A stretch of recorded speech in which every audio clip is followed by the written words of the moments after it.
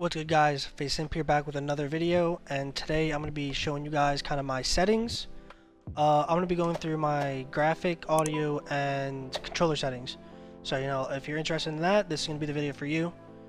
Before we start, if you like what I do, you like the content I've been producing, I'd appreciate if you drop the sub on the channel, drop the like on the videos, and yeah, let's get right into it. So first in the graphics, I'm going to go top to bottom on all these. For display mode, I use full screen. Full screen or window full screen is fine, I think. I'm not sure, but I use full screen. Refresh rate, I have a 240Hz monitor. You want this to be as high as it can be, no matter what. So whatever monitor you have, whether it be 60, 144, 240, maybe even higher, put your refresh rate to the highest it could be. It'll make your game look a lot better. I don't have any of the V-Syncs on, just because, I don't know, I don't really need it. Low latency, I'm not sure if this does anything, but I've been on boosted since the game came out. It sounds like it does something. Like, low latency mode is now enabled and optimizing system latency, so it's helping your latency is what it says it does, so hopefully it's helping. I use that just because of what it says. The rest of these, run the resolution 100%, display resolution 1920 1080, and then automatic aspect ratio to match to my monitor. I haven't changed any of my colorblind settings. I haven't changed any of the colors. Everything's still default, so you don't really have to worry. Or I made the enemy color maybe a little bit more red, but it's not really big of a difference, as you can see. It's kind of just all preference. Field of view, 100 or 105 is fine. Anything above that, though, you might lose auto aim if you use controller, so I wouldn't recommend doing that. It is field of view. Personally, I use affected. I haven't really tried independent. And affected kind of just feels nice, it makes your game feel like a normal COD when you aim in, like your FOV isn't changed, so it feels good. I don't have my frame rate capped, and yeah, that's all you need from up there. Now to get into the good stuff, the actual settings. Before we get into this, oh shit, I use one PC to stream and play. So if you have two. If you're fortunate enough, I haven't done it yet because we're moving soon. But your settings should probably be higher than mine. I have all this just to keep it a decent medium ground and kind of just be able to do both without any problems. So texture quality, I play on medium. This is just kind of to be able to see if I use an AR, you see the red dot. It'll be an actual circle. It won't be like low quality. And kind of things around the map just look a little bit better. You're able to see a little bit more. Model quality, I have low. Special effects quality medium, screen space reflection I have off, object view distance low, and water tessellation disabled. And I have all these low or disabled just to save some frames, try and get the most that I can.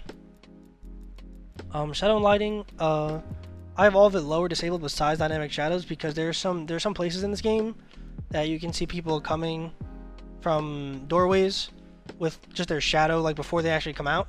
So it helps just a little bit, so that's why I have it on. It's just a little bit more info than just, expecting someone to be somewhere. I don't have any of the ray tracing on.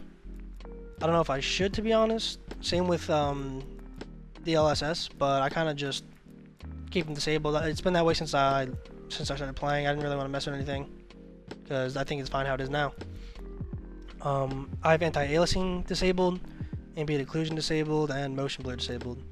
And I'm not too sure what all these do. It says it, but personally I don't think it matters too much for me, at least. So I think the game looks fine how it is right now, just on medium quality, so I'm not too worried about it. Subsurface scattering I have disabled, and order independent transparency I have disabled. And if you're a fan of these things, you can turn them on, but that's how all my graphic settings are. It's nothing too crazy. It's kind of just medium on texture quality, shadows on, and then everything lower off. So yeah, that's what I use to get the most frames out of my PC. Now on the audio, when I'm playing scrims and stuff, this is what it looks like. I do 100 master volume, 90 for sound effect, 90 for dialogue, and 85 for cinematic. I have music off because I'm not really too much of a fan of the music in this game. I feel like it just plays randomly sometimes. Like, even when I'm in game and stuff, it's like I hear music for some reason. For the audio preset, I use Treyarch Mix. I think this is a fan of everyone's, or like everyone's personal favorite. Either that or high boost, which is probably what everyone uses. I play with hit marker sounds. And that's really just about it for the audio settings. It's nothing too crazy in here. Voice chat, I didn't change anything. Now onto controller. This is where you guys can see kind of just what my sensitivity is and such. I play on 6.6.1 for the ADS ends. I play on 1.1 sniper, but I haven't really messed with it too much, so I don't know if this will change or not. But right now all this feels good to me. So I use 6.6, and then like I said, 1 for the low zoom, which is gonna be like any gun besides a sniper. So I play default button layout. I don't play flipped. Don't play this, and then I use dynamic. You know, this is kind of preference, like a lot of these settings are, but I think dynamic feels the best. Last year I used standard. I was told I was trolling, so you know I'm sticking to dynamic this year. I'm not switching back. I'm not thinking too much about it. Moving on to gameplay. Target aim assist is enabled. You know, you want aim assist if you're using controller. I haven't changed the aim assist mode. I'm not too sure what any of these do. I haven't looked into it, so standard it is for me. ADS aim assist on. Airborne mental behavior, I have automatic. I tried manual. I didn't like how any of these looked though, so I kind of just kept it automatic.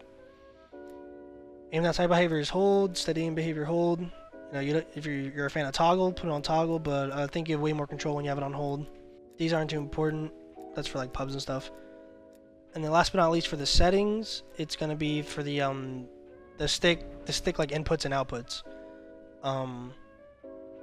So it goes controller to controller, but what I'd recommend to all of you is to put your if you use a controller, you know, put your sticks on 0, like the minimum. Keep your max on 99, and then slowly go up by 1 until you don't have stick drift. And stick drift is like when you press your analog stick and then you let go and it still moves by itself.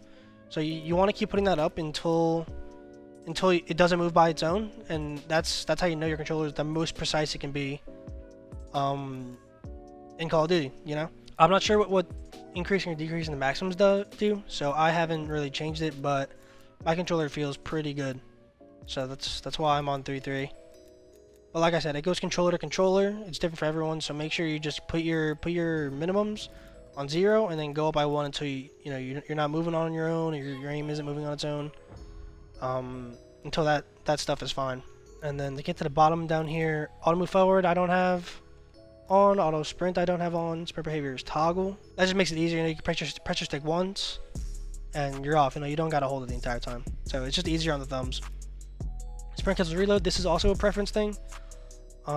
Personally, in my gameplay, I feel like, especially with gung ho running or reloading and sprinting, it's kind of something that I need in this game.